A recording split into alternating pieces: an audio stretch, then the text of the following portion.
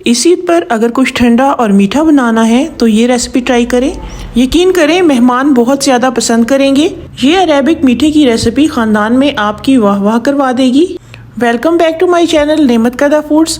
अगर आपने अभी तक मेरे चैनल को सब्सक्राइब नहीं किया तो इसे सब्सक्राइब कर लें और साथ में वीडियो को लाइक भी कर दें। तो चलें शुरू करते हैं। यहाँ सबसे पहले मैंने अरेबियन डेजर्ट बनाने के लिए छोटी सवैयाँ या जो बारीक सवैयाँ होती हैं उनके 2 पैकेट लिए हैं। अब इन सवैयों को हाथ की मदद से मैंने क्रश कर लिया है।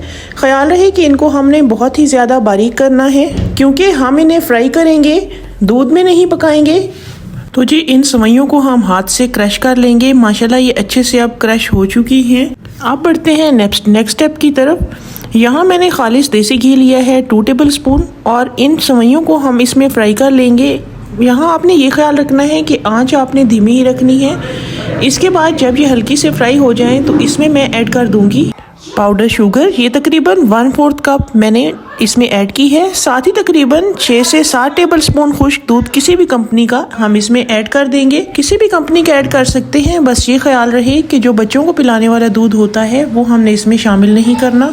अच्छा जी, तो इन सवैयों को अब हमने रोस्ट करना है जब तक सवैयाँ दूध और चीनी यकजान नहीं हो जाते। इस स्टेज पर सवैयों को हमने ओवर कुक नहीं करना क्योंकि खुश्क दूध जलना शुरू हो जाएगा और चीनी की जलने की भी महक आने लगेगी। यहाँ देखें अच्छे से सवैयाँ रोस्ट हो चुकी हैं। अब हम क्या करेंगे, हाफ सवैयाँ हम निकाल लेंगे और बाकी सवैयों को शीशे के बर्तन में हम निकाल देंगे। निकालने के बाद किसी भी हमवार बर्तन में हमने इनको जल्दी जल्दी से सेट करना है क्योंकि ये गर्म है अभी और आराम से सेट हो जाएंगी। तो जी हमने इन सवैयों को बर्तन में सेट कर दिया है। दूसरी तरफ मैंने लिया है 1 किलो दूध। ये फुल फैट क्रीम मिल्क है। तो साथ ही मैंने इसमें से आधा कप दूध निकाल लिया है। जो मैंने आधा कप दूध निकाला है इसमें 1 टेबल स्पून कॉर्नफ्लोर और 2 table spoon vanilla custard powder के मिक्स करके मैं इसे साइड पे रख दूंगी। अच्छे से मिक्स करने हैं, गुठलियाँ वगैरह दूर करनी है। अच्छे से मिक्स करने के बाद इसको हम साइड पे रख देते हैं और चलते हैं चूल्हे की तरफ। जो हमने 1 kg दूध पकने के लिए रखा है था इसमें से तकरीबन हाफ जो है वो खुश्क हो चुका है। इस स्टेज पर आकर हमने आंच धीमी कर देनी है क्योंकि ये जलना शुरू हो जाएगा। साथ ही हमने जो मिक्सचर बना के रेडी किया था कस्टर्ड वाला वो हम इसमें थोड़ा थोड़ा करके शामिल करते जाएंगे और ये ख्याल रखना है कि चम्मच मुसलसल चलाना है वरना गुठलियाँ बन जाएंगी।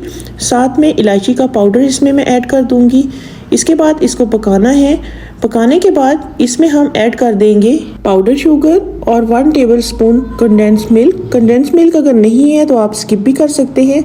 इसके बाद हमने इसको गाढ़ी कंसिस्टेंसी में आने तक पकाना है और इसके बाद हमने इसे चम्मच चलाते हुए ठंडा कर लेना है। इसको हम साइड पे रख देते हैं और चलते हैं दूसरी तरफ। डिश में जो हमने सवैयाँ सेट की थी उन पर ये मिक्सचर हमने फैलाते जाना है। मिक्सचर फैलाने के बाद इसको हमने अच्छे से सेट कर लेना है और हमने ये प्रोसीजर जो है ये जल्दी जल्दी से करना है। जो सवैयाँ हमने बचा कर रखी थी रोस्ट की हुई वो हमने इसके ऊपर फैला देनी है। इसके बाद हम कुछ ड्राई फ्रूट्स ऐड कर लेंगे। अगर नहीं है तो आप स्किप भी कर सकते हैं। और साथ में मुझे उम्मीद है कि अगर आप इस ईद पर ये मीठा बनाएंगी तो सबको बहुत ज़्यादा पसंद आएगा और सब इसे बहुत ज़्यादा पसंद करेंगे। साथ ही हमने ड्राई फ्रूट से इसकी गार्निशिंग कर ली है। गार्निशिंग करने के बाद अब हम चांदी के वर्क लगा देंगे और इसको 3 से 4 घंटे के लिए सेट होने के लिए हम फ्रिज में रख देंगे, फ्रीज़र में नहीं रखना। अब यहाँ देखें 4 घंटे गुजर चुके हैं और ये बहुत अच्छे से सेट हो चुका है। अब हमने इस पे चांदी के वर्क लगाने हैं। अब इसको कट करके भी मैं आपको दिखाती हूँ कि ये कितना परफेक्ट सेट हुआ है। तो जी इसको हम कट कर लेंगे। कट करने के बाद हम इसको सर्व करेंगे। बहुत मज़े का और बहुत यूनिक सा मीठा बनके तैयार हुआ है। आप भी ज़रूर ट्राई कीजिएगा और कमेंट्स में बताइएगा कि आज की ये रेसिपी आपको कैसी लगी। आज के लिए बस इतना ही। मिलते हैं कल एक नई रेसिपी के साथ, नई वीडियो के साथ। दुआ में याद रखें, अपना बहुत सारा ख्याल रखें। कल तक के लिए अल्लाह हाफिज़।